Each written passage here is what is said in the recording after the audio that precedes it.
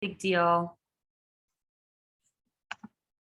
This chapter was relatively, more straightforward for me reading it. It felt like than previous chapters.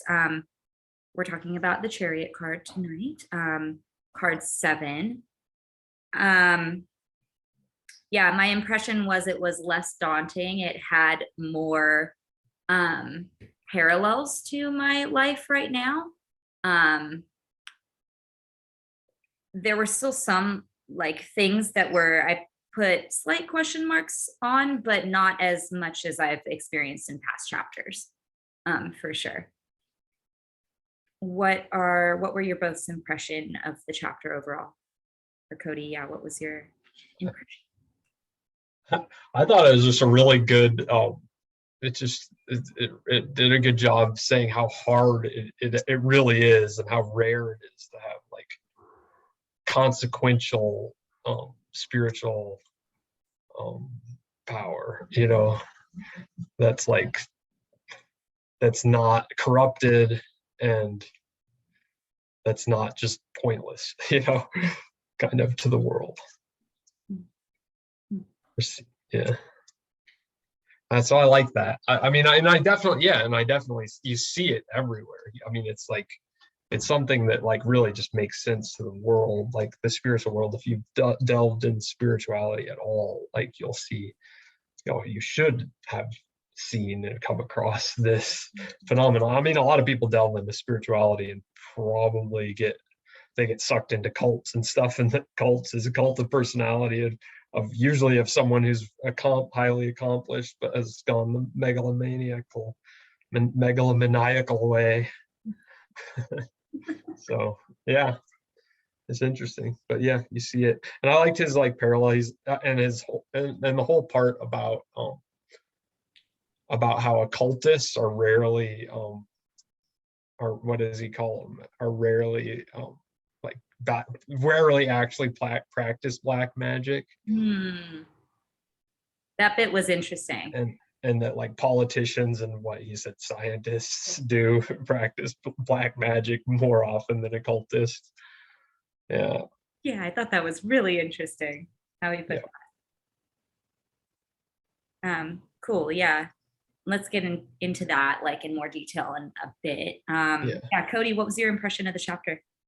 Or I'm sorry, George. Cody was like, I just shared it. Oh yeah, I very much, there was a lot of parallels with things I'm experiencing, both in meditation as well as, he's outlined the general patterns, much like Cody just mentioned, of why is so often people end up in the trap of megalomaniac or self-importance, or go down that road, and why it's such a thing that they always mention at the very beginning of the journey is try not to fall into these traps because so many before you have, right? And talked about it in such a uniquely his voice, right?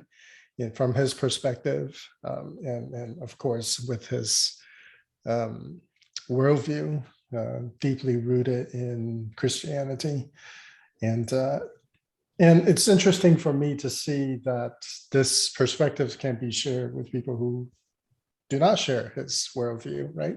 But still said in a way that's very succinct and relatable, so that you can still relate to the message of what he's saying, even though he is saying it, pretty fully in the voice and the perspective of his faith. It's so you get the sense that you have more in common with him, even though his worldview can be quite different than yours. If nothing else, then through practice, right, or through knowledge in a particular field that he is very experienced. Both in terms of seeing examples, seeing other people who practice it, and also his own examples, which he mentioned several times in this chapter. Based on my X number of years of experience, this is some of the patterns and some of the warnings that I like to mention, right? And then he says it, and then he's saying in a fairly beautiful way, in a fairly relatable way as well. I don't always agree with the way that he's saying it. And I don't always fully prescribe to his perspective, but doesn't matter, right? Within his own perspective, it completely makes sense. And within our perspective as people who share magical practices with him, it still does make sense. And that's what makes it pretty interesting and pretty beautiful. I very much enjoyed this chapter, although I hear more of his, like, as he continues to develop his thoughts, and expound on his philosophical and thought system, as well as expression of his faith. You can see more and more of his not only his knowledge and his wisdom coming through, but also some of the biases are coming through as well, which he does not, I don't think he really tries to hide. He's not being apologetic about it, and I like that. Yeah, totally agree. I do think that as we read on, I'm getting a clearer idea of his frameworks, as well as his opinion, or his perspective on things, which are valuable. So he starts off the chapter talking about the fourth temptation, and I mean that's really what the card's about, right? Mastership and megalomania, those, or what does it mean to be in mastery of something.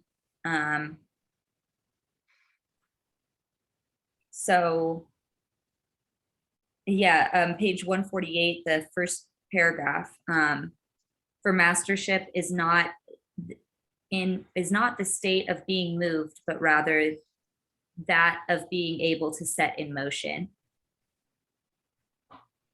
Yeah. That's cool.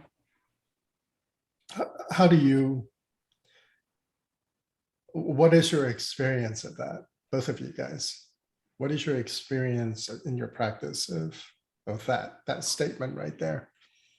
How do you relate to it in your personal practice? I mean, I see it more, I see it more in my work, I will say, than in, in my spiritual work, yes, there's parallels. I think in my spiritual work, it's more of, continuing the work and like doing the work and knowing that the act of doing it is propelling you into, different realizations as they come in, and you'll be capable of, more or different experiences as your awareness increases. But I see this, I have a more practical application of this in, hairdressing, in like craftsmanship of some kind. Like, especially when he was talking about the megalomania bits, or being humble within your practice. And I think for any type of like art kind of craft, you can get into these states really quickly. I think here for this quote, being a continuous learner and, doing the work or your work, doing hair is part of just being like, you don't have to say you're the best at it, because there's so many things to learn in anything. And I think the most masterful people are the people who are always students, in some regards. So I think that applies to the chapter in whole of, being in fellowship and in honoring God and, the realms in their appropriate place while understanding your human place. We could get into that a little bit more in the future, but I liked the filtering aspect of it. And I think that's, this quote's like a preface to that, maybe. Yeah.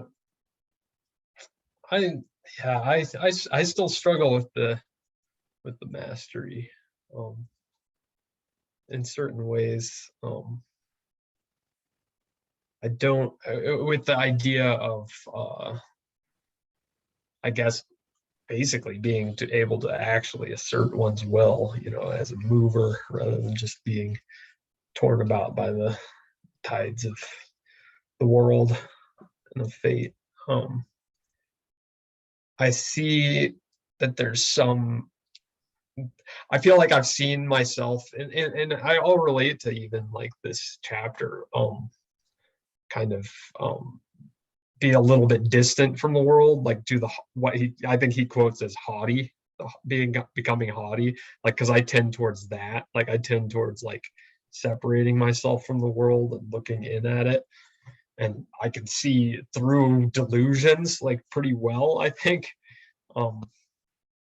in myself, but then I reflect that back on myself, so that like I see my own delusions, and then I just see the craziness of my mind. So like, so I don't know about like actually being able to assert any kind of will in the world when I'm just like so distant from the world all the time. That's where my practice has taken me, and that's something that I really struggle with, is like getting back into being effective in the world. And he actually really talks about this problem more in the next chapter, I think.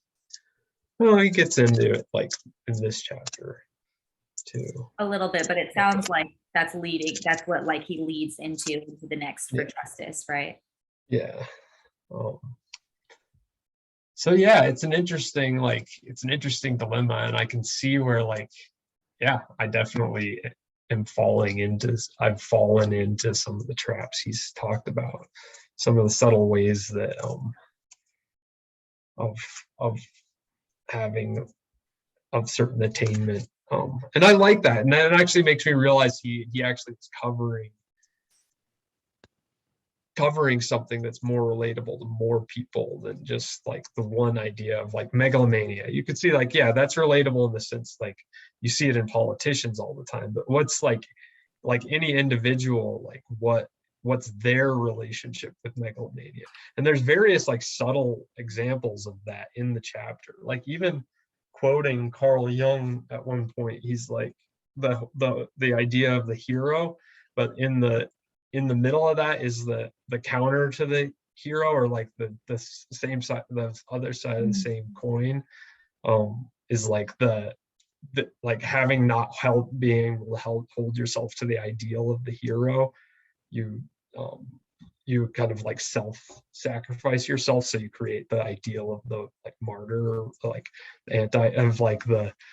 the victim, kind of, in a sense, like, but it's the same coin, because you've already tried to elevate yourself to the hero, and so it's the same, but then you can create your own, and that's kind of more what I relate with, is that the other side of that hero coin, especially in this society. And so it's interesting. I feel like and he offers ways out of it, which I really like. Yeah. I really appreciate that. And I think like, I don't know if I've read, so now I'm just getting more into my appreciation of the book, but I don't know if I've read as quite as good of a take on that, of like how to get out of it. Because I've read a lot of people talking about that. Chogyam Trungpa, like in Cutting Through Spiritual Materialism, gets into that heavily, but and he's one of the better ones too. But yeah, I really like that. But yeah, it's hard. It's like, actually, it's like having will, or being able to assert mastery, or and I mean, maybe it's like, and I think maybe there's ways that you can do that on another plane as well. You don't have to be on Earth necessarily. Like he always brings it back to Earth, and I think that's like a lot of his Christian bias. But I feel that too. Like, it's like, that's frustrating. Like, just feeling like having no power in this world, like very little, and like not being able to make money, like that's kind of what it's exemplified by. So like, and that's frustrating when I get into that. Yeah, I really love what you said about the subtleties of the aspects of megalomania, and all the ways that it materializes, or it surfaces itself in the sense of meta patterns, right? There's like 3 that he raised specifically, 3 ways where people suffer from that particular affliction. These days we probably call it spiritual bypass, what he's describing, but he described it not in any general general brush, right? He actually described it in variations of how it can present itself, where you present in different ways, and I find that to be very insightful. And the other aspect of this, right, is talking about, from the very beginning, he's talking very clearly about the practice of obedience, poverty, and chastity. And that's, it's a continuing discussion he's having in terms of this, the stream of meditation. But then he gets into the second major idea of this chapter, which is whether you're doing so in your name or in the name of the greater. Where that power is coming from is a very central theme, and where you identify the source of power or the authorship, right, of phenomenon or power or the ability to manifest, right? Who do you identify as the source? And he identifies that as the fourth synthetic or synthesis of the three previous sins, the tests, right? As being pride, pridefulness of you identifying yourself as the source of power, right? And this is also a running theme throughout these chapters of where is this coming from? Where is the source?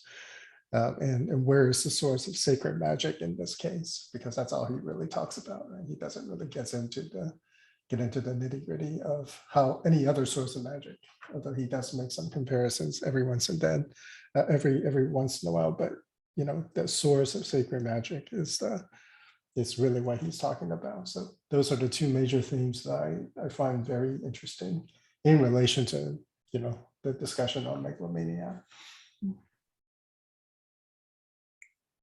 Yeah, I find myself actually like wanting to take this approach more, like his approach more, as I read this, as opposed to a lot of the kind of like, Jason Lou's approach of like, your true will is everything, Yeah. which is like, it's coming from it's like different, if it's a different way of coming from it. But like, I think you find your true will if you're, have gnosis, kind of thing too, in the sense that he describes. But it's just, I like that, like the humility, I really appreciate it. Like the humility, how important that is. Because I feel like that actually is what lets in like the powers that are going to help you, like your holy guardian angel. I feel like is like, I doubt your guardian angel will come to you without that humility, like he talks about it in the sense of like he made a good analogy or good metaphor of not having the what is it, this book, the atmosphere of you get into a state to allow that to come in, and that you have to create a kind of atmosphere for that to happen, right? Or else there is no coming in of that sort of realms of power, right? There is no letting in because you have not made space for. And I think speaking to that in terms of humble, right? Being humbled, humbling yourself to really open up the kind of space that is needed to really add, right? Add to you. Because if you're closed and everything's within yourself, there's no incoming of powers, of inspirations, so to speak. And I find that to be a very beautiful way of putting it, a beautiful way to think about it. Mm-hmm.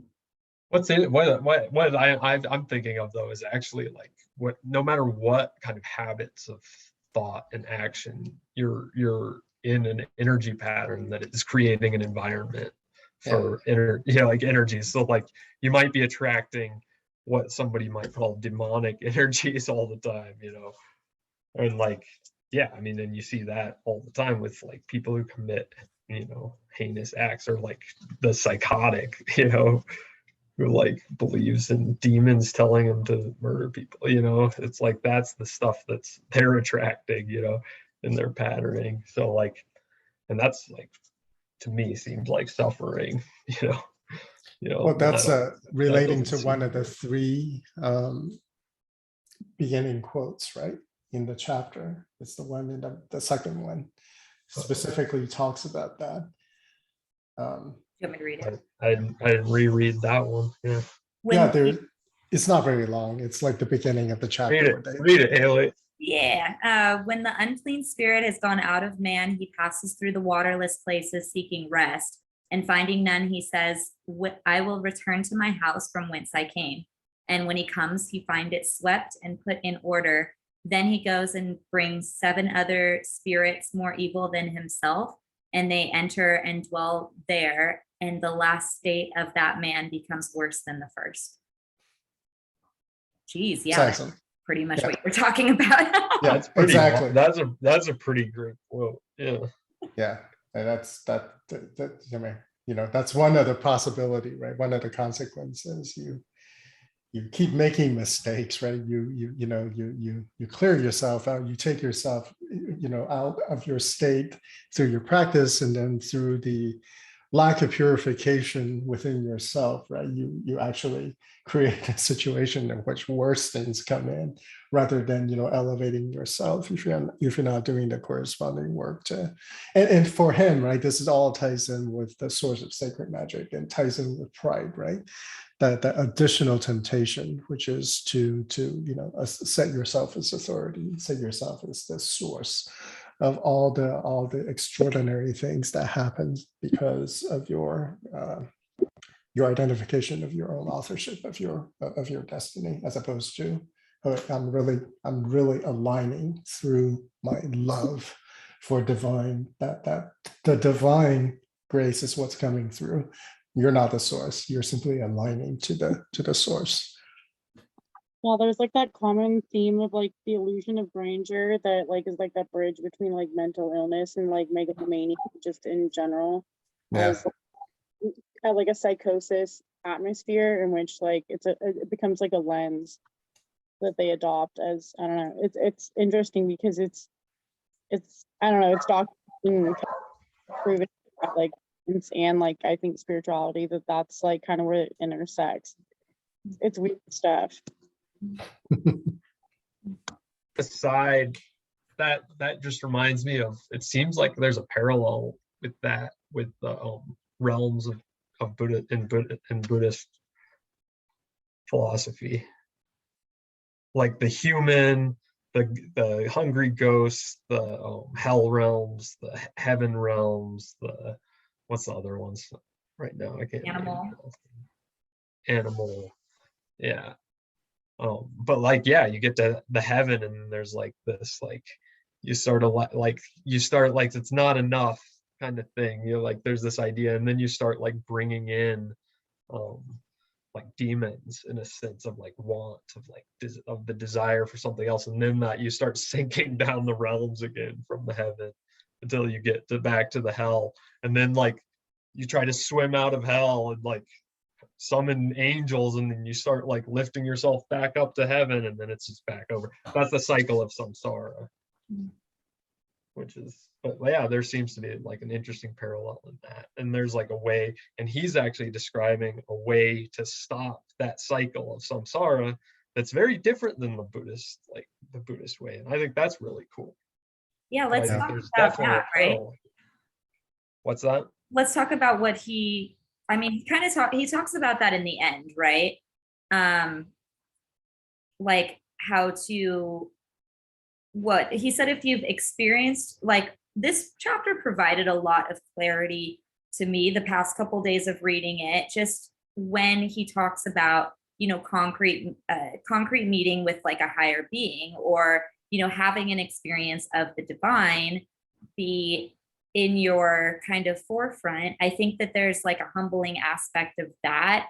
I mean, I guess this is personal experience related to the chapter, but that my experience says with seeing entities like face to face, like have been coming into my consciousness a lot more. And I think I understand a little bit more. I mean, I definitely fall into traps of megalomania when it comes to magic. Like that is a really easy thing to, you know, I mean, not like fully, but like it's very easy slipstream to get into. But I do think that, yeah, I'm really grateful for the face-to-face experiences is what I'm guess trying to say without trying like I'm sounding boasting, because it did humble me and scare the shit out of me, you know, to a point where like I needed to self-medicate, you know, or go on medication because I didn't know what I was seeing. But like in reflection of it, like I'm so grateful for that. And I think it is tied to like some HDA energy of some sort that I'm trying to work out now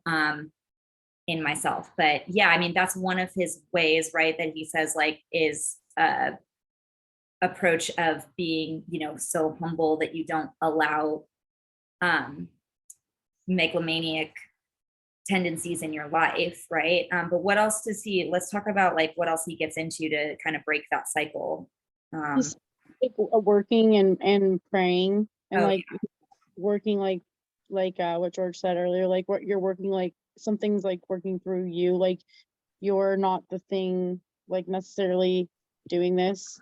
You're not like taking credit for, I don't know, it's like I get it, but it's like hard to explain. It's like you're not taking credit for like the circumstances in which you get to arise to like, you know, do you and like be your best and stuff, because like although you do make the choices to be that way, it's like you have to constantly like keep your ear to the ground so you don't like lift off the ground and like get out of touch with like where your place is in that, I don't know, I guess that system. There's like that interconnectedness and that we're all one, but it's not like losing yourself into it and then like assuming all of that is you in that way. Like, I don't know, I really like that because there's like an accountability that I think is like a selfless accountability, which I think is really, really cool to instill in people. So I really appreciated that work pray situation. So it's like working towards like bettering yourself, but also just working to like be better at just, I don't know, kind of keeping your ear to the ground and like working with the flow of things and like accepting that there's like things higher than you that are like dictating like what you're going to experience and like what you need to go through to be better and stuff. It's not really like your choice. Like you think you're getting a choice, but like life's always going to give you what you actually need, not what you want.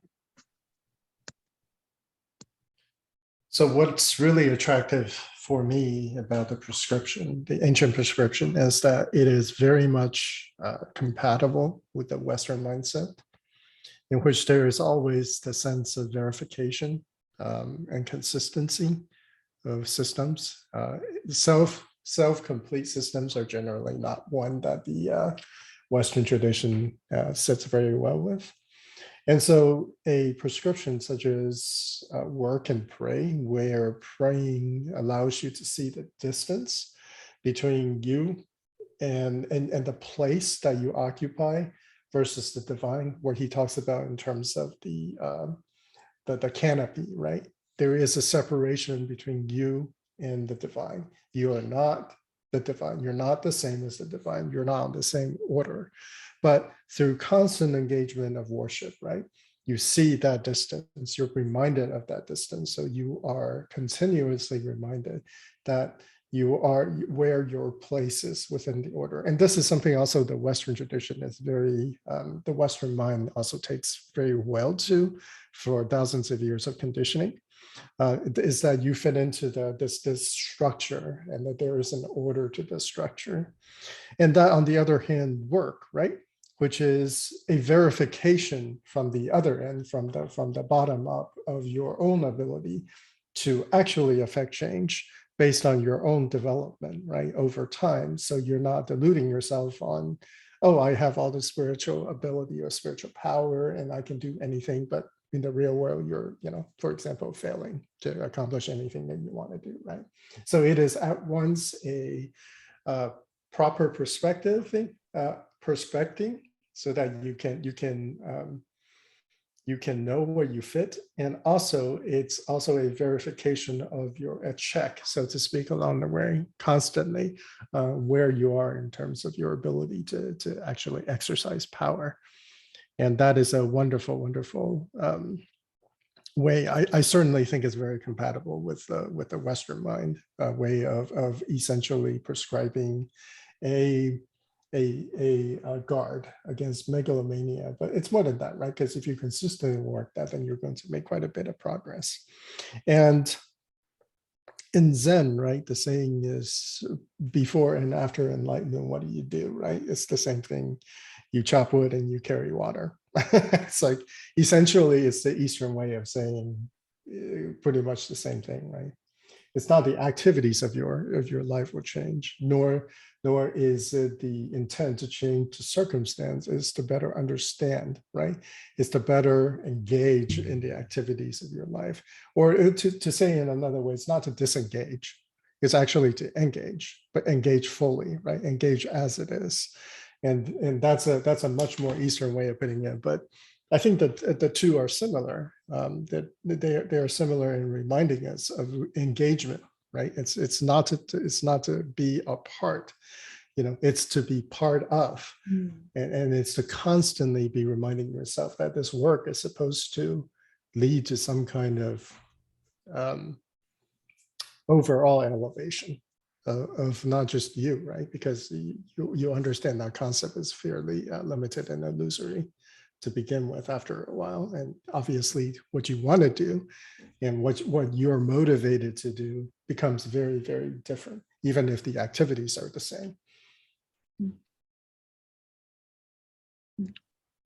Yeah, I mean, it's reflective of the conversations about the true will that we've had so much. What you're saying too is like, that it seems like it.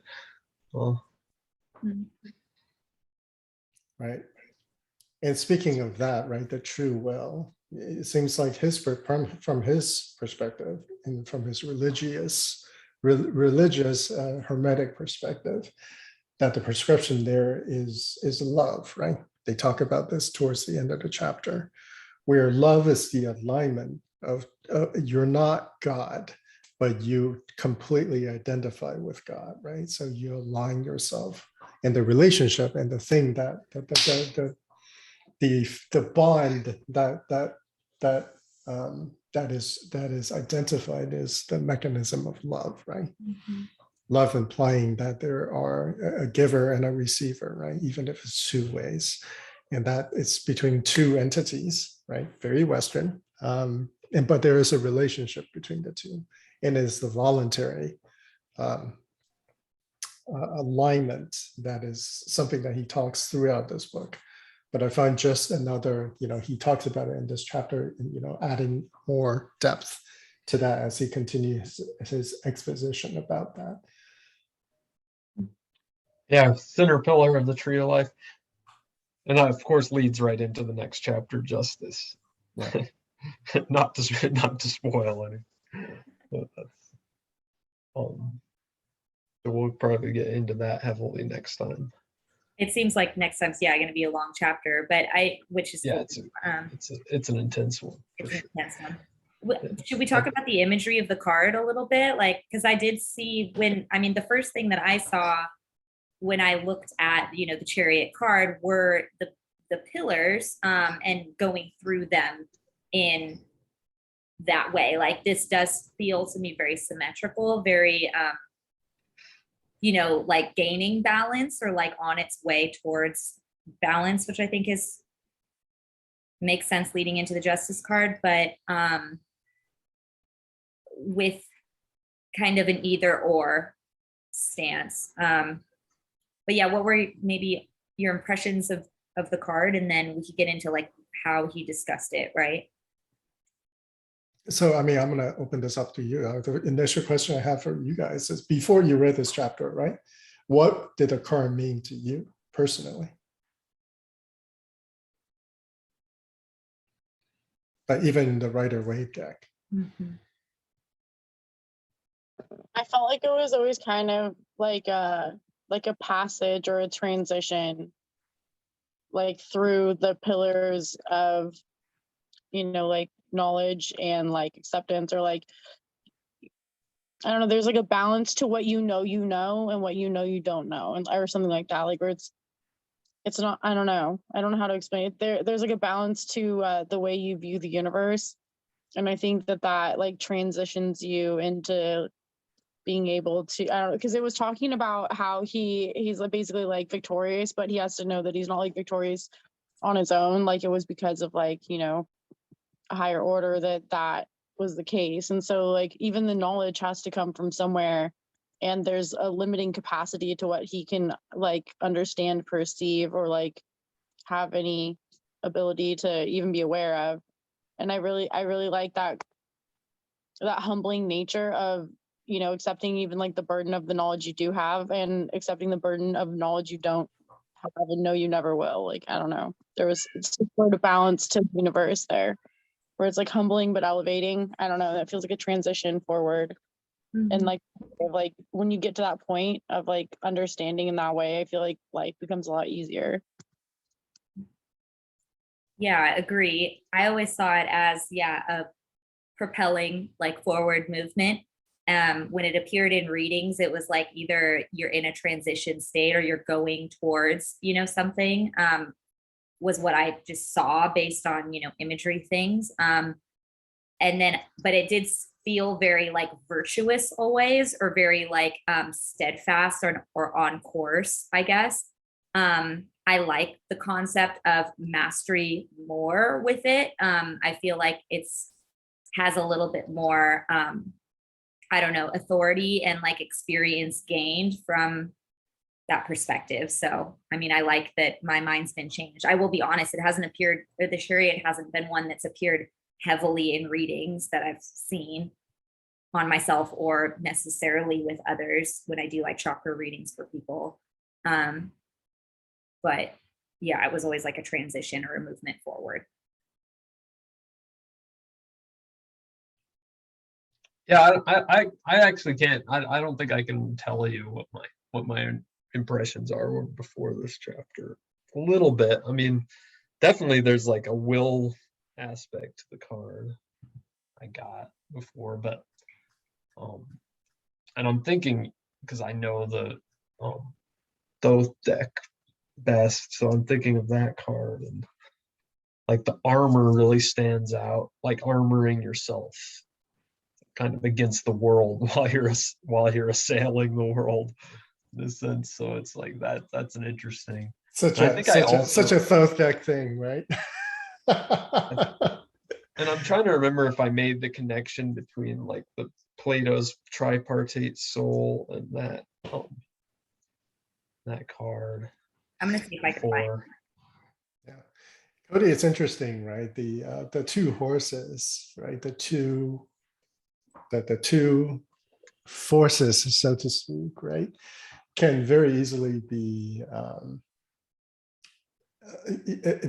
analogized to the realms, right? As you bounce back and forth in your journey of samsara. So it's, for me, it's very representative of that kind of awareness, that kind of awakeness, as you propel and are propelled, and always be balancing or recruiting the proper force in your way there, right? To get there, like riding a bike, you have to turn a left or you have to turn it right, right?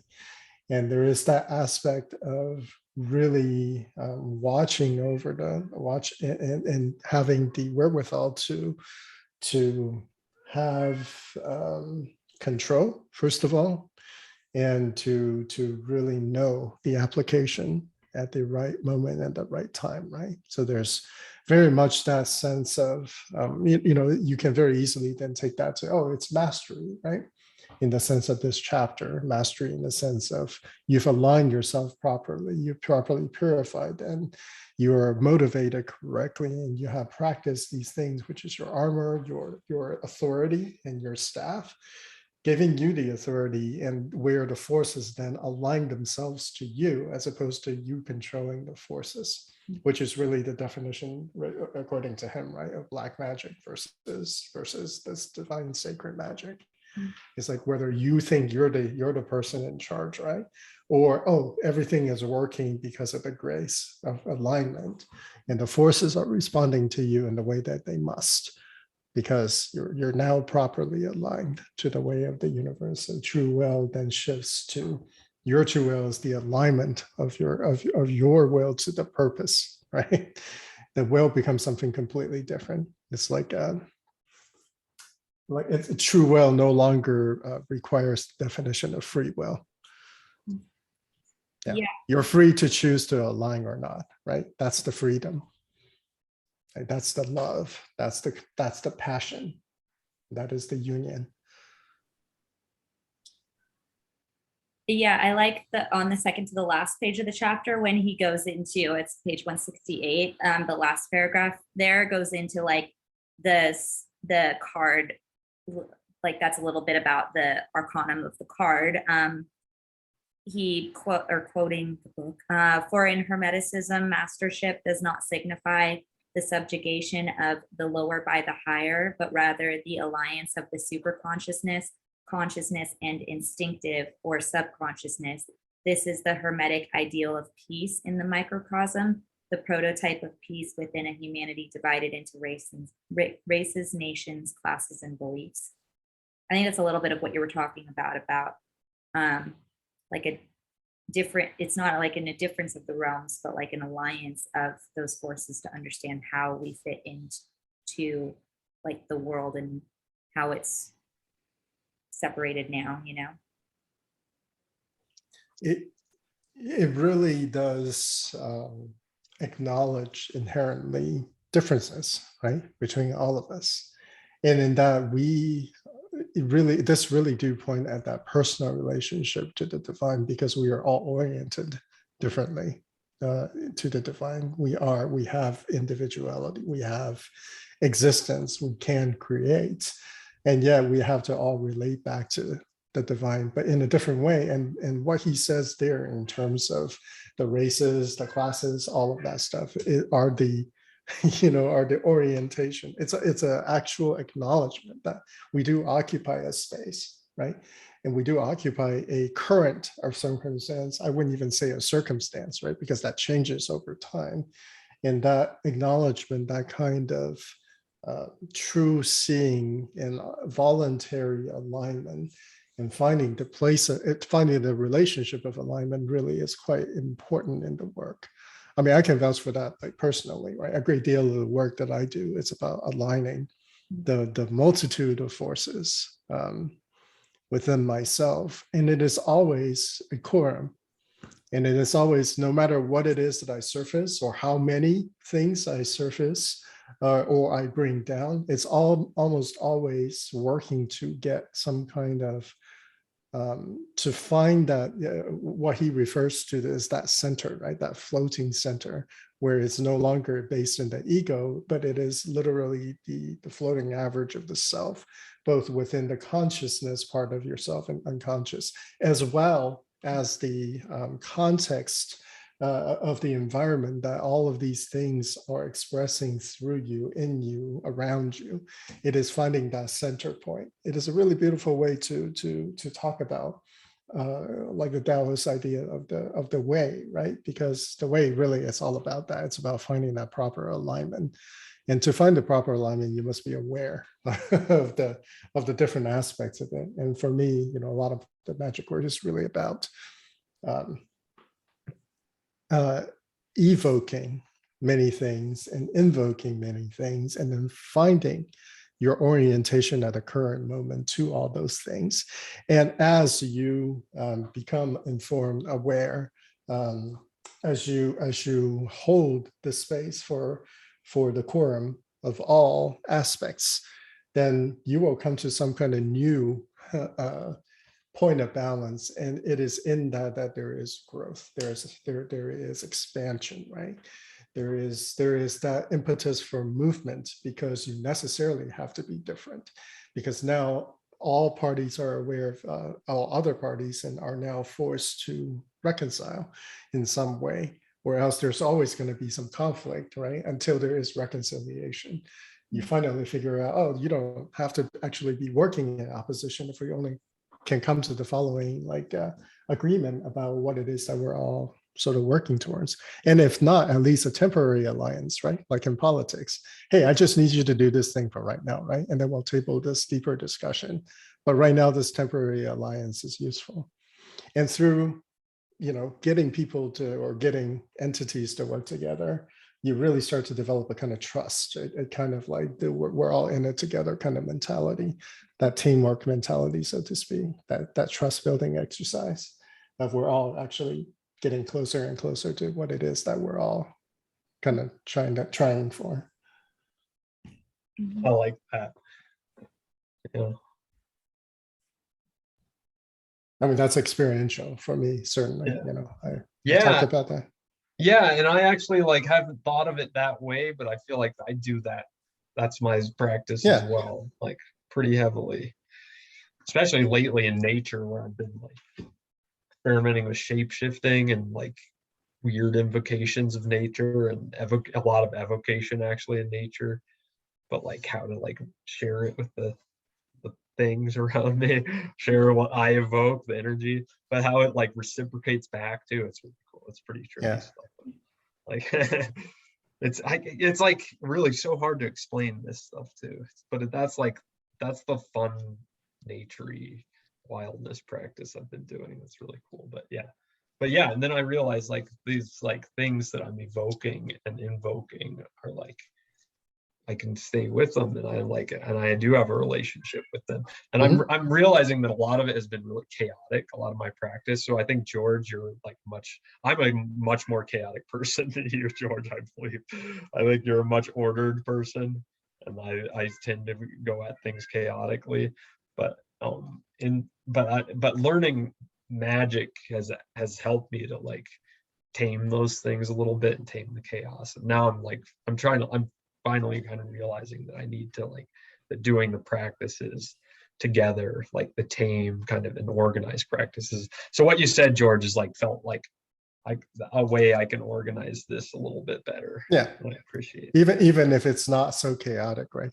It seems like there is some aspect of chaos embedded in there somewhere to give you the room to fuse them together and to make it go forward in some way. I completely relate to that. I'm actually very chaotic, but in order to bring some kind of order to that chaos, I have to force myself to include very systematized ways of doing things just to control the chaos, really more than anything, right? And I find that actually, if I fall off the structure wagon, then very quickly my life completely spins out of control. My practice is all decomposed, and I need to then claw my way back into the structure. So don't let appearances fool you. I'm really not that ordered. I just appeared. Well, what you just said betrays what you're saying, though, because you're actually able to order things and bring things back into. I didn't say the process was not chaotic. You do, yeah, right. You know what I mean? I think you do it in a different way than I do. Yeah. I like need nature. That's what brings it back for me. See, when I work in nature, I get lost. Like the me goes away. It's like what he describes in this chapter, and we can talk about that as well. It's like a lead-in, right? Just gonna bring that up. Yeah. Let actually, Haley, can you, what page is that on? Can you read it? Can you read one of the highlights that you have around that? Yes, so many. 166. Yeah. So 166. There are three forms of magical or mystical experience: the experience of union with nature, that of union with transcendental human self, and that of union with God. I like when he talks about Dionysian, right? Or the orgies, and it was like an obliteration of the difference between self and non-self, was kind of his synthesis of more shamanic practices, I guess, or more like nature-based practices. I don't know, but yeah, I mean, there was, to condense that whole thing into one paragraph, I think is a little bit hard to do. I definitely like understand where he's coming from, and I think that's like right, but I think that there's a lot there that the paragraph felt a little simple to me. But yeah, what did you call? It's Haley's running like commentary and running like I have an issue with his oversimplification of what he's talking about. His tone, change your tone. But yeah, okay, overall, I liked it. And then let's, what's the second one? Is union with the transcendental human self. He Okay. goes into there like the aim of it is complete sobriety. So kind of like the opposite of being in nature, which would be like really understanding your own, highest self versions. He went into what was the or Sankhya philosophy.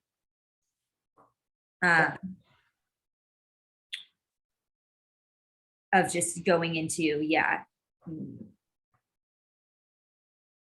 and Jungian kind of thought a bit, but so And the experience third? myself. And then the third would be union with 167. God, that of union with God, and then this is when love was talked about. So here it is a matter of union with God in love, which implies a substantial duality, but essentially at one. This experience has its principal characteristic trait in the synthesis of the intoxication of nature mysticism and the sobriety of mysticism of the higher self. Yeah, that's. I can totally relate to that state. It's a beautiful, the way he described it is fairly concise and beautiful. It's simplified, of course. It does not cover all cases. No, I don't think he's trying to, right? He's trying to make a general synthesis statement. So the nature, within your own practices, do you guys feel like you have experienced all three? Yes. I have, and I've experienced the synthesis of the three that like he explains. And I one thing I take issue with he's like the only way is through the Catholic Church or whatever, like he's like totally Christian, like through the acceptance of Christ or whatever that whatever it is. But I've found it through in nature. And actually two places I found it the most is like being in nature, and like I feel the ecstasy of like in the beauty of nature. I still feel myself, I'm still in like, and I'm like, I still feel like, and like moving in nature in particular, like being in flow states, like running through the woods kind of thing. And I think just because I grew up with that a lot and skiing and stuff like that. So movement in nature where like I don't lose myself because I still have like, especially with like skiing or something, because you still hang on to like fucking fear when you're skiing, otherwise you wouldn't survive, like, which a lot of people don't because they don't hang on to that, and they let go of that, and then they're in an avalanche or something and they die. But no, I'm digressing now, but so yeah, like in nature I found it, and like on the dance floor where like there's the music moving you, there's the mover themselves, and the skin, and like, and then there's like, which is like necessitates other, so there's still others on the dance floor, and there's like the reciprocation of like the self and other, but the other becomes like an autonomous being as well, like in the dance. It's like so there is this kind of like, there is that separate, so I don't totally lose self, but it's like there's like a transcendental, like, not, I don't even want it, transcendental isn't the right word obviously, but like that connection and that love connection. And I think that's it. I really do. Of course, like there's, and yeah, in nature, of course, that as well. Like, I don't know, I don't lose myself in nature. I gain like that clarity of movement and love. But I have lost. But the question was like, yeah, I've definitely like doing drugs, losing myself, like, and like even sometimes exalting too much is like I lose myself or I become something else. And that's the shape shifting, but I like doing that stuff too. So you definitely, I think assigning the word intoxication is a little simplistic, right? Just like Haley sort of has that instinct, because it's not always intoxication, right? Intoxication kind of You have to have a very specific meaning of intoxication for that to make sense. Like for me, right, to the union with nature, like I do get the sense that the self is gone. Like in whatever is moving, I'm not even an observer, right? Because I'm just part. It's like a link in a chain that's moving, right? It's like the self is gone, the motivation is gone, right? The movement is just movement, and I do get that sense of the skin dissolving, and it's just sensation, and it's just these sense feelings, and it's a kind of a freeing, right? But it's intoxicating in a way that you transcend the kind of state that you generally find yourself in from day to day when you're not in nature. In terms of the second form, right, which is the super sobriety, I experience that these days in my meditation a lot, where that I'm shutting out, right, so that I can better or more specifically target the overall symphony of vibration of the self by excluding the all of the other things that are coming in, so that I can be completely sober. And that word I really love in description of that kind of experience, where you're essentially identifying the melody of you, right? And the sobriety is in that you're specifically identifying the melody and not any of the overtones or the harmony or the interference from everywhere else. It is just the melody. So you become super clear on on that without the external influences as you do more and more of that. And the love I actually find in my I guess you would call it prayer, right? In my evoking out to the universe, speaking, requesting, setting my intent to, and that kind of, it's always driven by that sense of love. And love is really the best word for it, is that sense of identity, right? Identification, being a part, being in a family, having a relationship, and always working towards a relationship. So that word love really, really beautifully sums up that third type. Although, once again, I find that the way that he spins it is very much to his worldview, which is okay, right? This is his book, his meditations, but it's beautiful. It's beautifully said. I don't think I've thought about it exactly as he can. I don't think I've ever put into words these different kind of mystical experience, right? And it is important to emphasize the third type being a unification of the two. Yeah. It's The interesting. middle pillar again. I mean, that's interesting because I feel like I've experienced both the first two without understanding it as the third being a synthesis of those two. Yeah. So I do need to do more exploration in my own life of like what it means to synthesize that. I mean, but I guess another point is that like, sobriety moments of, being in nature or in synthesis with your higher self or whatnot. I found a lot of that in speech and debate when I was in the flow of, it's very interesting.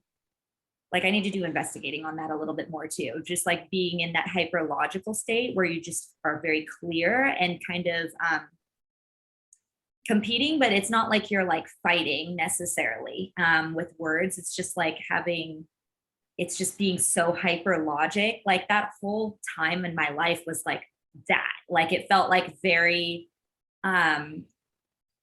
self is God kind of things. And there were a lot of characters that got to that megalomaniac kind of states. But yeah, it's interesting to have it be like in the framework of complete sobriety, because those were the good parts of that. So yeah, just understanding more of, I guess, the synthesis of those two. So, I feel that with family though, most, I would say, like, or it's in discussion with other people, like having those kind of intimate, clear conversations in nature or like on the dance floor or like, sharing like a drink or like on drugs or something. Like those are the moments when you feel like grateful and like love kind of like overwhelming, or like family dinner, like those kind of like And I think I try to carry that through in my practice with just being like grateful for like my meditation space. Every time I go in there, it's just like overwhelmingly try to be grateful, you know, or just understand this space, you know,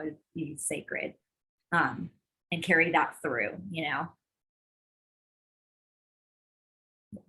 So what is it that you need to work with more with?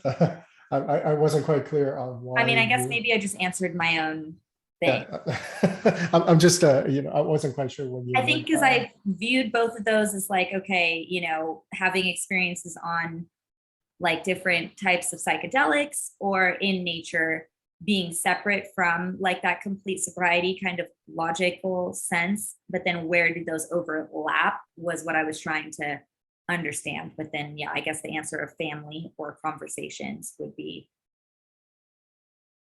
So, answer. okay, so let me try to. Maybe I'm not making sense either. No, I think you are. I think you are, because I mean, it's hard to talk about, right? It's mystical experiences. I mean, you know, that's why we need all these analogies and poetry and all this kind of stuff. But I think the point that he's making, which is a logical one, right, is that you need both the ability to surrender the self and the sense of super clear what you yourself are. This is relating to the conversation about the canopy, where there's that you're contained within your skin. And the second type of mysticism allows you to be completely clear on what the self is, irrespective of the divine and in relation to the divine, right? You have to see yourself clearly in position, and you have to see the divine clearly in position. In that way, you're relating so that there is a loved and a lover, right? Even if it's two ways, you switch the relationship back and forth. And that ability to give yourself to, which is the erasure of the boundaries of the self to go into a relationship, I believe is the synthesis that he is talking about. It's logical, but it's hard to describe in that logical kind of way. So I think he's actually making a very logical point, in that he's also making support for everything he's talked about before, in supporting these concepts of making sure that you understand the self, right? You develop that really solid sense of the self, but then not everything is contained in the self. It's so that you can properly know your place, and then you can have the proper kind of relationship for that kind of mystical experience. And I believe it's contained in everything all the examples that you gave, right? In a family, you have a place, right? You know who you can take a position, right? You have your own views, you have your own politics, but at the end of the day, right, you're together and you're sharing, and that those feelings just naturally come out, because there is both aspects in according to his logical argument, or as much logic as he can give. And reflecting back to the Lover's card, you're also, and like I said on the dance floor, like you're also recognizing that person as like truly loving your neighbor as yourself idea. And that's like what generates your connection with the divine as well, you know. That's all in there. And so you get that in that flow state,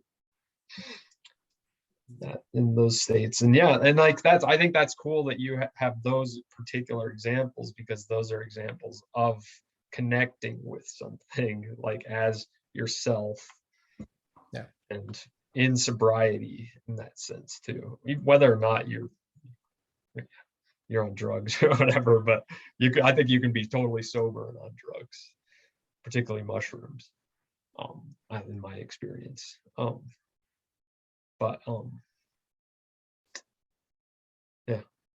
Just I really appreciated those examples as ways of getting there. And it's like, and that what I like about it too is that it's like, it's actually not that exciting, you know. It's not that, it's kind of a mundane thing, you know. Relatable. But it is, of course, it's like totally, it's like the best thing, it's the most exciting thing, but it's something anybody can do, and everybody and most people have experiences of that, of having the connection of all three. It's just and to be able to communicate that, right, in like 4 pages, I mean, that's a sign of somebody who's been thinking about it, who's been practicing it for a long time, to be able to distill it into a form that's still somewhat pure, even and is meaningful to people with very different outlooks on life, like us, right? We're not, well, I certainly am not coming from the Christian background. So, and yet I find myself relating to it completely as a human being, right? It's like oh, okay, yeah, I have an experience of that. I know what he's talking about, kind of, Did we have any like questions or things that we thought like didn't agree with about this chapter? That might be a good thing to bring up. I'm trying to look at my question mark points and see if I still have those questions or not, just based after a conversation or finishing the chapter, I mean, he did make a bold statement on page 163, towards the end, the last paragraph.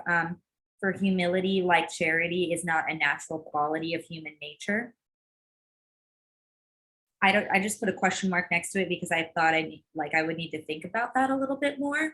And I mean, my brain went to thinking about like a child, or like a baby, I guess, because like ultimate human nature, like the pure state of, what that would be might be like someone who's not corrupted or just fresh out the womb kind of baby.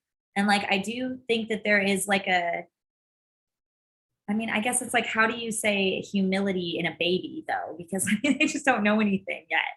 Yeah. So I guess it's like, is that something that's like, it's just so weird to call that like not in human nature? Because I mean, yes, conditioning, but I think that conditioning can make you humble too. Like, I don't know. I didn't quite like see that was like, I thought that was a very sweeping generalization. I'll say that like any kind of trying to define anything as any nature and saying so from any kind of sense of authority is like, I think that's impossible actually. Like, and I mean, philosophers have debated this. Like, it's not a small question whatsoever. It still haunts all of us, thing. But so like, yeah, like, so yeah, when he does make statements of like, this isn't in human nature, I get a little skeptical about that. But at the same time, I think it does kind of fit his narrative and fits his logic on how he uses it that way too. Yeah, I think he's trying to use it as like humans are prone to pride. And so that's like a human trait. Whereas like if you ascend to like connecting with something higher than yourself, then you'll have humility because you have to have something to measure up to be humbled by, or you have to have some suffering or that wound as the entrance for that thing to come through. So like the atmosphere is being set by the wound or the suffering or the experience of like that fear that you have by like having those visions, those experiences with those face-to-face entities or powers, like I think that's what it takes, honestly, to like you can't know something until you experience it. And then afterwards, like those experiences are so undescribable that they are so very personal that, like they are just for you. Like they're that circumstance, that moment, those feelings, those thoughts, those visions, like those encounters, like those were just for you, and I think it's a perfect way to see it. But I remember reading the beginning of the chapter and being like, and then he was like really heavy on the Jesus thing for a minute. And I was like, but Jesus is just like an analogy for love, like agape love, and like surrendering to like the, like being humble. And I don't know, I really liked like when I got to the end of the chapter, I was like, oh my God, this was amazingly written. But in the beginning I was like, I mean, back for a second on the of humility in it and having a reference for that. Like, I do think that I mean, again, I've just been thinking about the last chapter conversation or 2 chapters ago maybe, where it's like the Garden of Eden and getting back to a purity state. But it's like you have like I do feel like the process of being humbled or like having serpent experiences is so necessary to like gain a new perspective, that like returning like, I feel like that kind of counteracts like what he said before about returning to Eden states. I'm still working that out in my mind of like what that looks like. And I've been discussing it with people as well, who, yeah, related purity states to being like that of a child, or, you know, how he quotes Ezekiel in this chapter of, you know, being full of of precious stones, and then wanting to make yourself more splendorous. It's like, I feel like that process of refinement is still such a necessary and beautiful thing for enlightenment journeys. And like, return to purity state is just something that's, yeah, that's just been on my mind. And I feel like that point of like humility's not like, would humility be human nature in the garden then? Like, yes. So like, what, I guess that's what he's saying. I don't know. I don't see humility as something that you actually can experience in the garden, Right. because you're unaware of these. Inspiration. Yeah, that's sort of a post-fall sort of half step or developmental step that you need to reach. And if you're talking about developmental stages, right, what are the fundamental human nature, so to speak, right? Then not much of what we talk about would be part of human nature.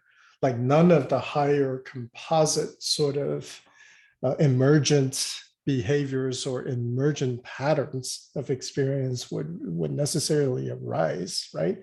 Until you begin to ascend or become more mature, if you want to put it in those terms, as a human being, as you developmentally become more and more and more complex and more experience and comprehending those experiences and making patterns out of those experiences.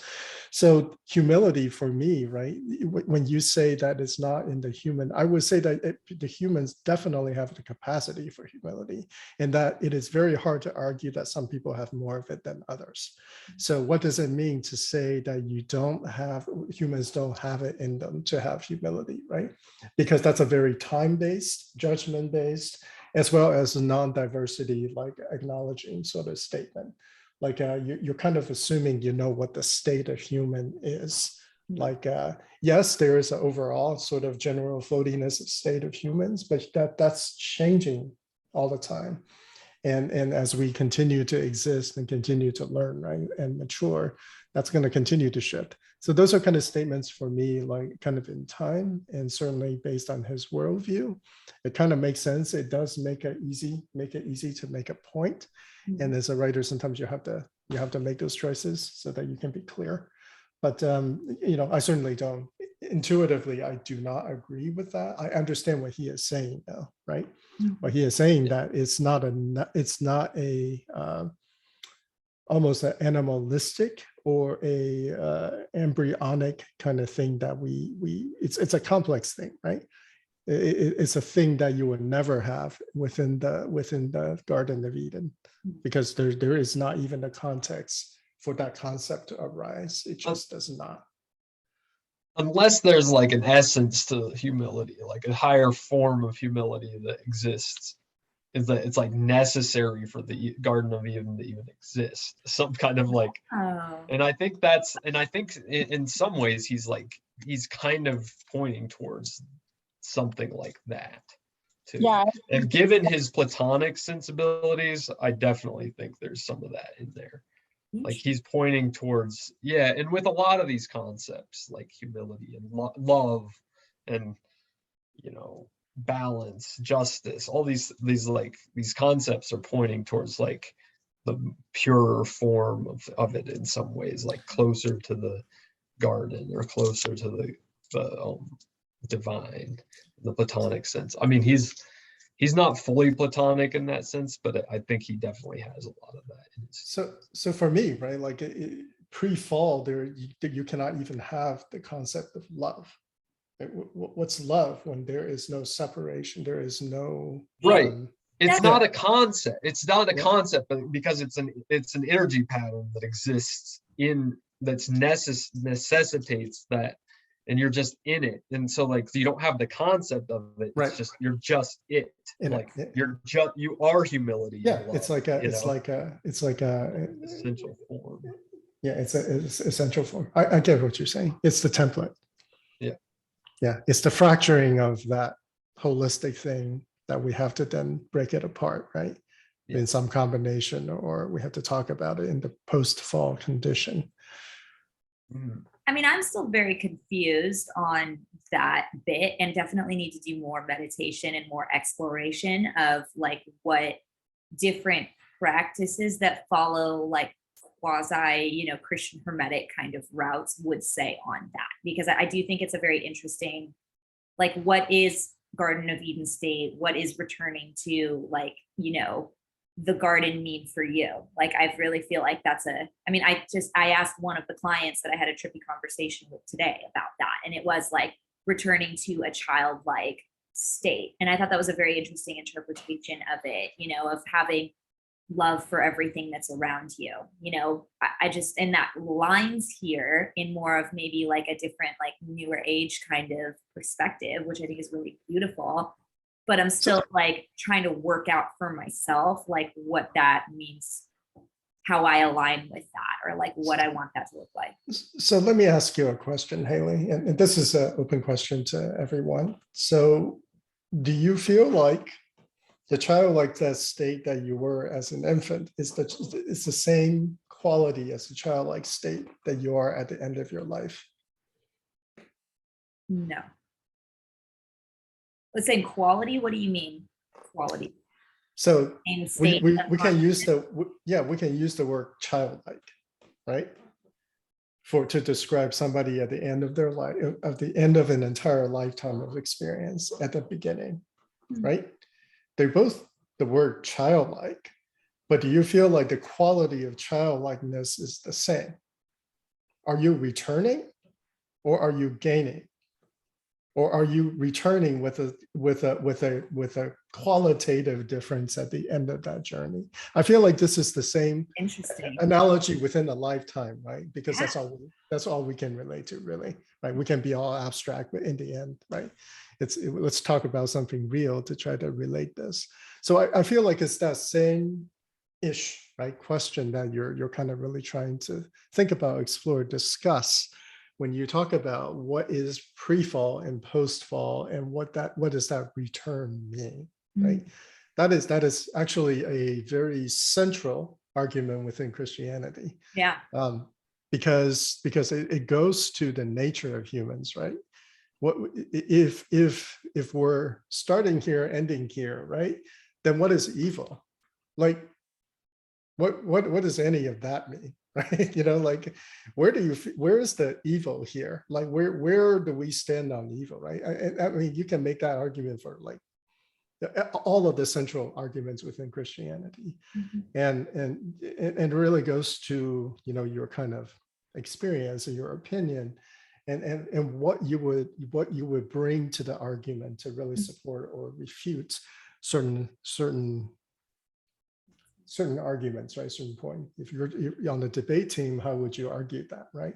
What would you? I think that would be I mean, saying like your end of life states, like what does that look like for you in its ideal form would be like a good follow-up, like kind of response to something that I would need to like investigate a little bit further of just like what, how those states compare and differ and how those have appeared to me in like my, visionary quests and stuff, like that's like, thank you for bringing that up. Definitely.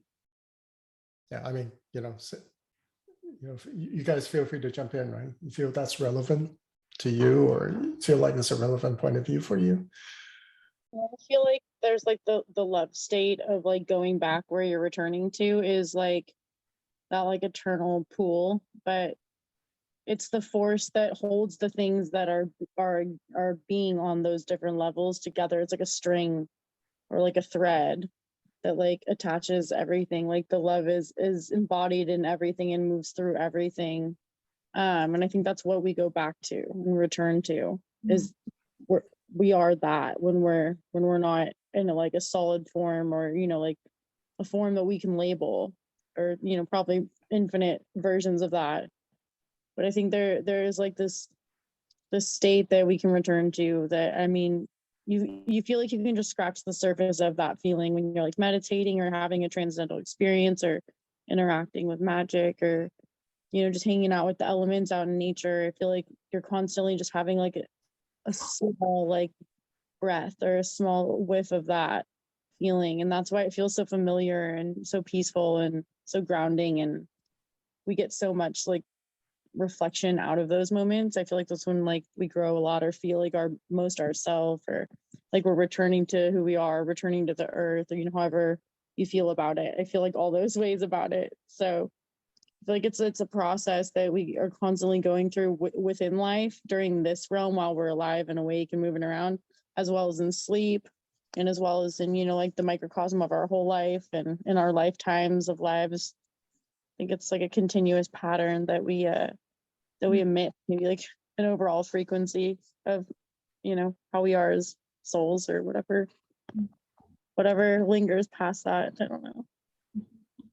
I just like that idea of what you were saying, just to like quantifying like what's the difference between like the childlike child and the childlike adult.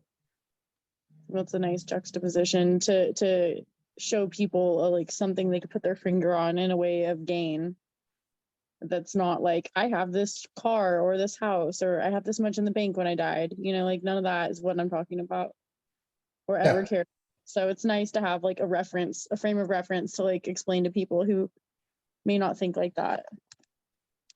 Yeah, there you go. Hey, here's a pearl, right? You haven't polished it yet, and then you continue to polish it, and here's also a pearl, right? It's just to simplify. It's exactly the same sort of concept. Is there a progression, right? Or is it really all to correct a mistake? So that is a fundamental, since the beginning of time, sort of argument within Christianity. It's like, are we additive to the divine, or are we returning to what was, right? Or was, because there's no time in that discussion, really, right?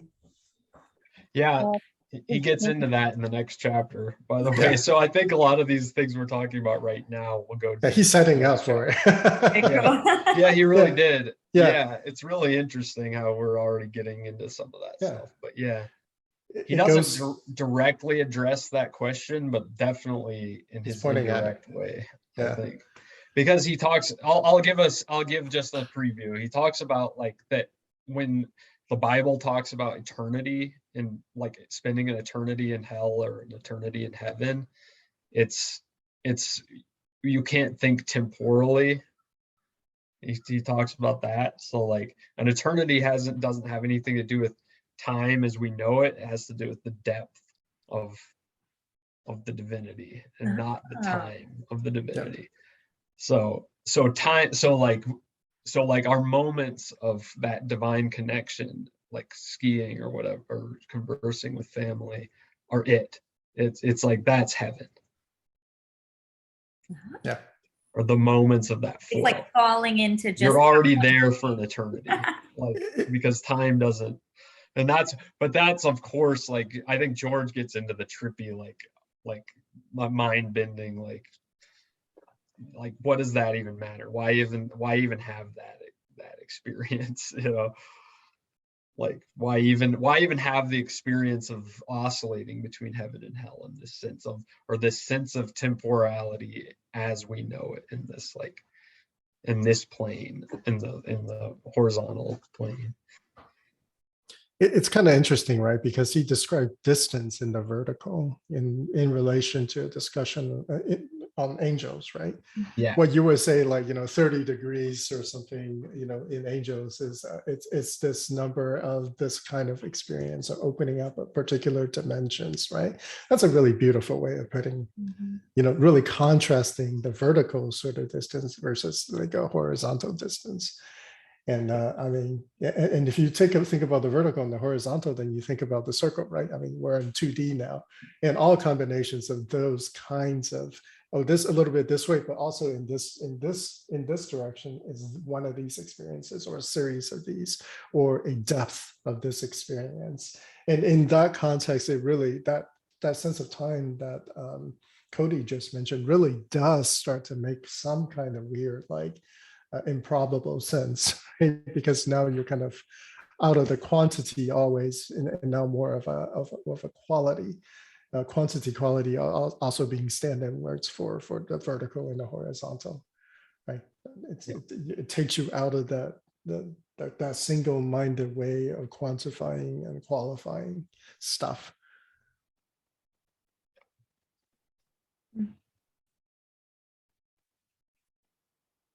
Yeah, I mean, I just love how this book just unfolds chapter by chapter too, in this way. Like, you actually can't really understand the Chariot without first understanding the lovers. I feel like in his progression. He's a And very so- he's a very technical writer, and he's describing a very technical, like he's developing basically the technical language to talk about his worldview, right?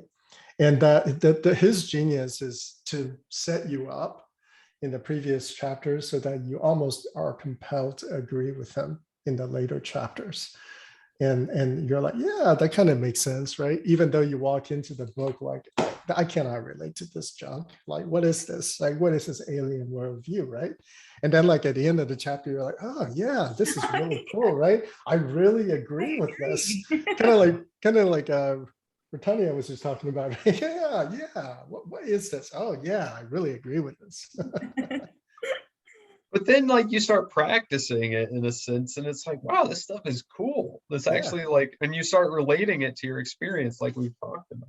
Like, wow. Yeah, this chapter was very, for me, aligned with, and the past few I've just met them with, I think, a little bit more resistance. I think this one was a little bit easier for me to like, slip into the whatever slipstream of like, what is happening around me and how is this relating to the chapter that I'm reading. So that was cool.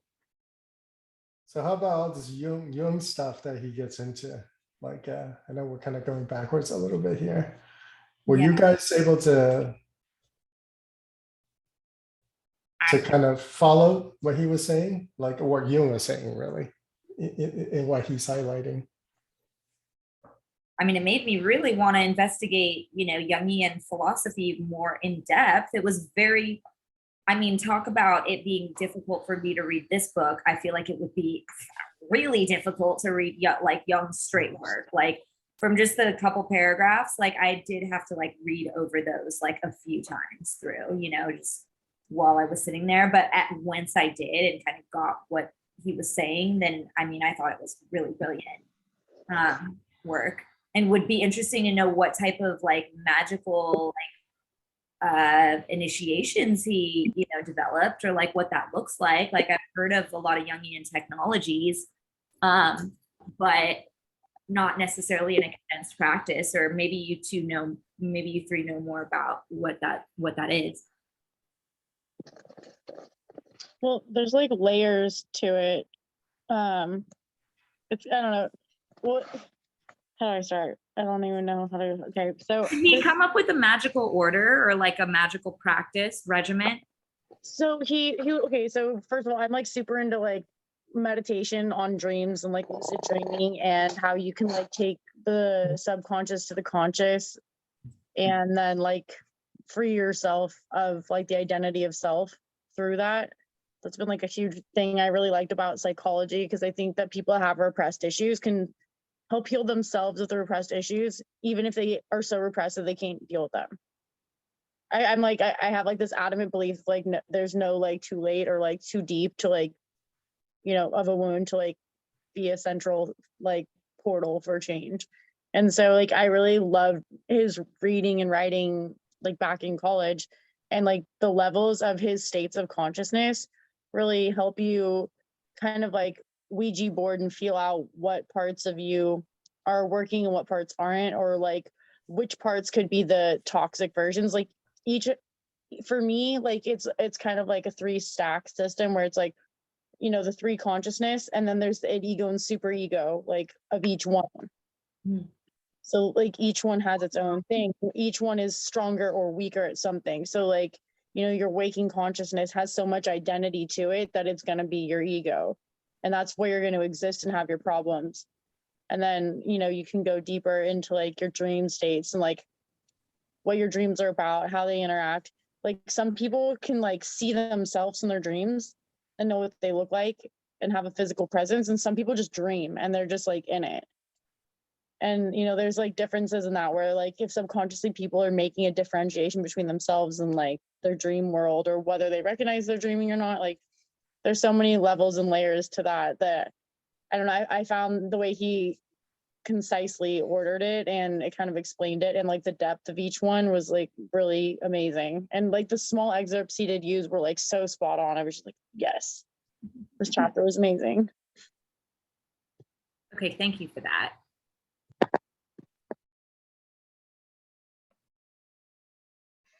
He didn't develop a magical order though, necessarily. I mean, that was like, I think that was what he did in his clinical workings.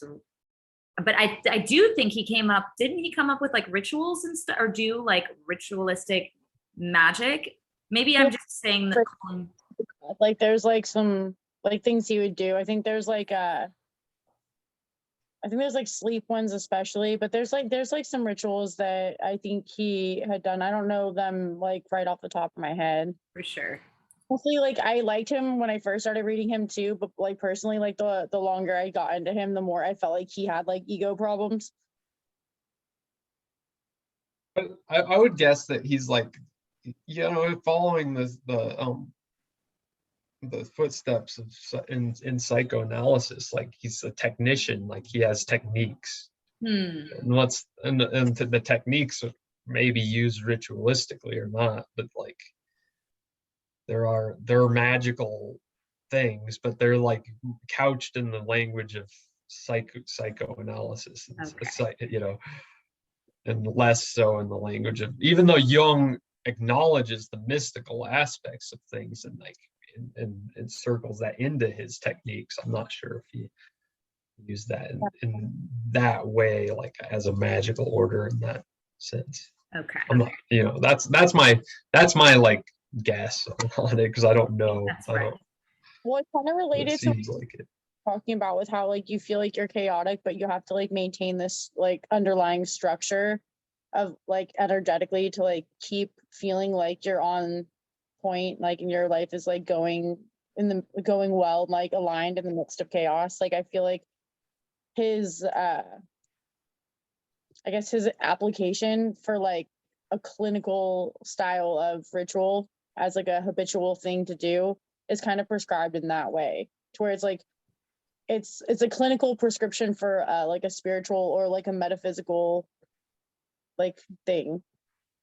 Instead of being like, oh, here, take mushrooms and go like have a spiritual experience, he's like, do these like practices and rituals and like gain stability and like practice within like what you feel about yourself and what you feel about the world, and like where your like consciousness ends and begins, like paying attention. Like some of them I remember were like paying attention really close to like when you're falling asleep, to see if you can like hang in that between time, and like same thing when you wake up, like not to open your eyes right away, and to like take in the sensory observations and how your body feels, or if you don't feel it at all, and then all of a sudden because you thought about feeling it, you start to feel it, like things like that. You know, like the esoterics, right, likes to claim that he's probably heavily influenced by these esoteric knowledge and practices, right? And in some ways, I think he is. But at the same time, there is a theoretical underpinning to the way that he does things that might be motivated differently, even though the practices might be similar or the same, right? So I do feel that there, you know, he's talking about it very much in the lens of rediscovering those aspects of the mind that cannot easily be, you know, simply be decomposed to, well, this is it, right? As opposed to, okay, here are all the sort of the stack of stuff that we should explore, and here are some mysteries to all of this stuff, and here's a theory that we can work, and we can put some structure and practices or healing modalities around that is consistent with this proposition that I have about it. So feel free to open to explore, right? And to explore the treatment of based on this understanding. So that, you know, it's advancement in some ways, right? It's also an attempt to relate what was before to what was before, what is the actual human experience at the end of the day here in the 20th century, right? Like all of this stuff trying to come to, or 19th, 20th century, all of this stuff trying to reach toward one another to once again more fully express the human experience to a form that is not quite so simplistic. I think there you see very clear trends of that, right? But the other very clear trend is the complete antithesis, which is the mechanistic, right? Which become just as well developed now, right? In terms of psychiatry and neurology, and where the mechanism exploration has become quite deep. But there was definitely a push towards the more holistic, the more open-ended sort of discussion, and you get that sense very strongly in Jung. Certainly, I do. Yeah. Where It's he's important. reaching back. Yeah, he's trying to reach for the human more, right? He's finding the limitations of the purely simplistic or a very constrained sort of definition as to what this very complicated experience really is like. Important work for that time. Like, and I like how this author, sets up those psychologists in that, or, psychiatric practitioners in that way, of first Freud dealt with this, then what's his name dealt with the will, and then Jung dealt with like spiritual. I thought that was cool. Just like a little brief history.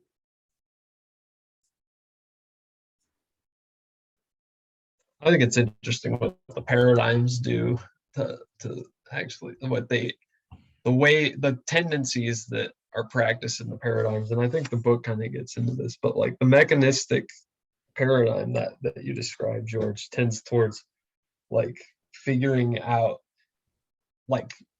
really like having specialists that can like help you. So basically it tends towards like a consumerist model where they have the power, you pay them and they help you. Whereas like the holistic tends towards like, and I think both can tend towards this, either one in a sense, like it can get there, but the holistic tends towards like you helping yourself, like you become aware of your own subconscious, you do these practices at sleep, you meditate like a Buddhist where you're just like watching your thoughts and watching whatever arises, and you come to understand yourself, you come to understand the subconscious, and have that separation of conscious and subconscious that he describes. So like, yeah, it's just an interesting tendency. I think the mechanistic can get there because it gets to like, because you can like do that kind of on yourself, but in a sense, but it tends not to, because you can't really do that on yourself. Like you can't like understand the neural pathways of, or like the serotonin mechanism in yourself and like have any relationship with that on yourself, unless you're just taking drugs, unless you like educate yourself enough to prescribe drugs on it, like, and then you're relying on these external things to like medicate it.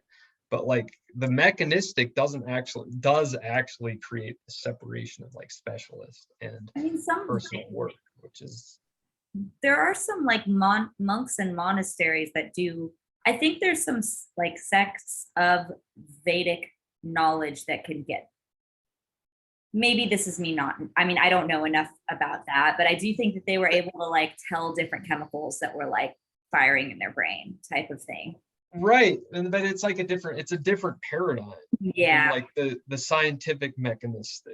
It's a different way of coming to it. It's like that. It is the holistic way, and it is the meditative way, because then you do understand these pathways. And like the Taoists, the people who's the masters of acupuncture, like understand these patterns of the energy in the body, like how, and they give it names like the liver energy or whatever, but it's related to the organ, but it's not the organ. When you talk about liver, you're not talking about the liver, unless you're talking about the liver. When you're talking about the liver meridian, it's not the liver, it's the meridian, and it's the pattern of energy in the liver meridian and how it works. So it's like it's a different paradigm, but it gets you to like, yeah, like being able to affect those things. I think even that anytime, is like a mechanistic paradigm in a sense. yeah, I think mechanistic, you know, Special. in terms of like mechanistic, right? These days we're hypersensitive about it because there is a very perceived difference between like the materialistic science, right? And the mechanisms associated with the exploration of that versus a different kind of like mechanistic, holistic way of looking at it. But I think it's really anytime where you can find prescriptions of a method or a course of treatment, you can almost always, even if it's a quote holistic system, which I believe is relative, right? It's relative to what you're looking at right now and where is your starting point.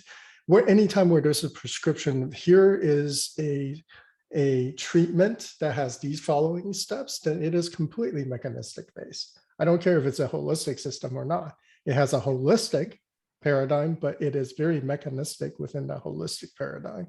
And this is how you make it repeatable, right? Where it doesn't just work for me, right? It works for me. Yeah, great, right? Like that means nothing to me, right? So anytime you have to get to more than one person, it becomes subjective, and therefore the mechanistic aspects will come in. It just depends on where you fix the mechanisms and how broad you're looking at. Are you more systemic or are you more like in the part, right? You're more the component bit, but there is a mechanism based on whatever scale or whatever paradigm that you're looking at. It's just as long as you're assigning some kind of prescription, then there is a mechanism. Well, I'm excited for the future. Like, I do think we're setting ourselves up to have more like blend of those of spiritual technologies and having it be like more credible, like as we're, understanding our consciousness better in a personal level. Like, I do think that this is me being an optimist, but I hope that our spiritual technology increases as we do it. We can start understanding things like how compassion helps more than just yourself and what that looks like, or certain things.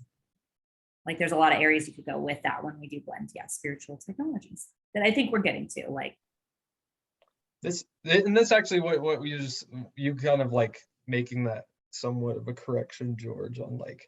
But yeah, the mechanistic exists. I think it always exists. It's like the separation of Netzach and Hod on the Tree of Life, right? Yeah. Like Hod is the mechanistic and Netzach, but they are part of the whole. So Yeah. they still filter down into Yesod and then like Malkuth, right? So it's like they're always there. It's just, and this gets into the book, like separating this unconscious from the conscious, So we're actually like coming back around to the book in this cool way. It's kind of hard to do this without like like a structure like the Tree of Life, right? Well, I mean, if it's a structure, then it kind of pretty clearly points at some kind of mechanism by which we can explore, right? And it is actually in its infinite form, we still explore in a pretty there's like three major kind of ways to look at it, right? Maybe if we get real creative, there can be a fourth major way, right? But there's a constrained number of ways that we're exploring these things because we're human, right? So that to me points at mechanistic.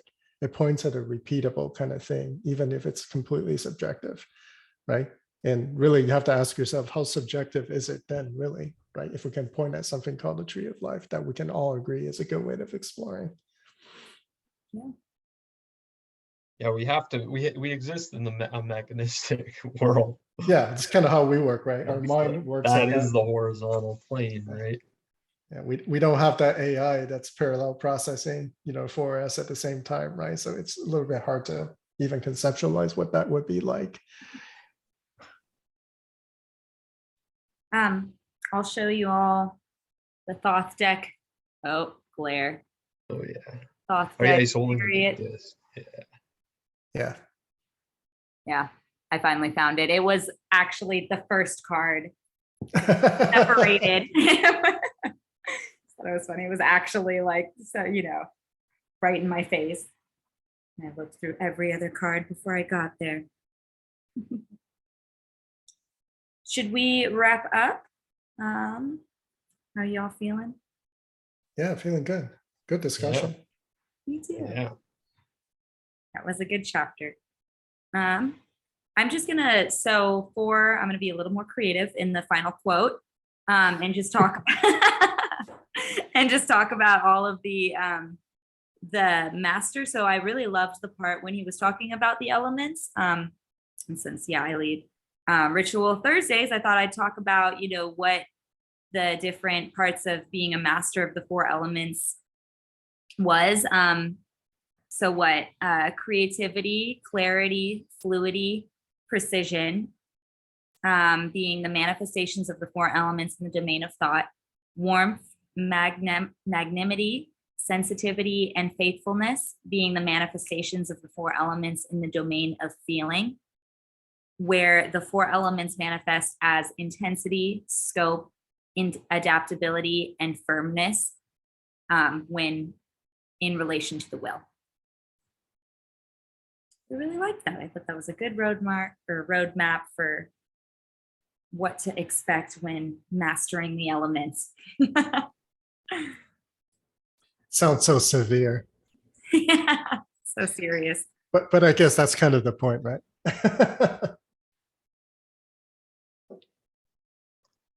Good one. Cool.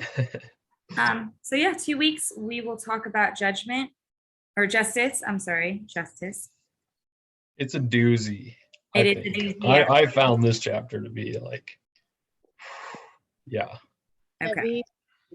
yeah. Heavy, like And disagreement heavy or difficult? I don't know if I disagree. I just have a hard time following some of the, it gets like pretty religious at a point, and like again it's like that. But then it's like philosophically challenging. I found it. Yeah. Okay. More like philosophically dense. I'm glad I have a heads up, because if I went in not knowing, I would have been like, meh. Yeah. Yeah. But I feel like every chapter we feel that way, and then we get to the end of it and we're like, all right. I'll give it a chance. It's been fun. Yeah. All right.